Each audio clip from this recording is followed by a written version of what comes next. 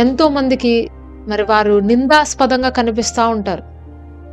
వారికి మనశ్శాంతి ఉండదు, నెమ్మది ఉండదు. ఎందుకంటే వారి లైఫ్‌లో జరుగుతున్నటువంటి ఆ ఒక్క ఫెయిల్యూర్స్‌ని చూసుకొని, ఆ ఒక్క కష్టాలను చూసుకొని వాళ్ళు కుమిలిపోతూ ఉంటారు. ఇంక చనిపోదాము, మనకు వద్దు ఈ లైఫ్, నాకొద్దు ఈ లైఫ్, నేనింక చచ్చిపోతే బాగుండు. కానీ ఈరోజు మీకొక శుభవార్త నేను చెప్పాలనుకుంటున్నాను. నిన్ను నువ్వు గాయపరుచుకోవాల్సిన అవసరం లేదు. నిన్ను నువ్వు చంపుకోనవసరం లేదు.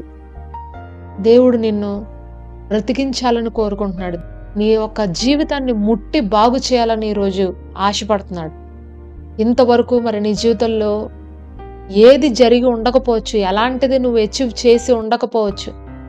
దేవుడి కోసం నేను నిలబడలేకపోయాను, దేవుడి కోసం నేనేం చేయలేకపోయాను, నా కోసము నేనేం చేసుకోలేదు, ఎందుకు నా లైఫ్, నేను ఇంక దీన్ని ఎండ్ చేస్తా అని చెప్పి నీకు నువ్వే తొందరపాటు నిర్ణయం తీసుకుంటున్నావేమో.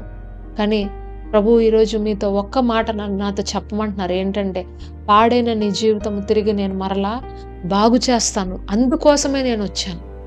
నువ్వు ఊరకై నిలుచుండి చూడు, నేనే దేవుడని నీ జీవితంలో నువ్వు తెలుసుకుంటావు. నేనే నీ దేవుడైన యెహోవానని నువ్వు తెలుసుకుంటావు.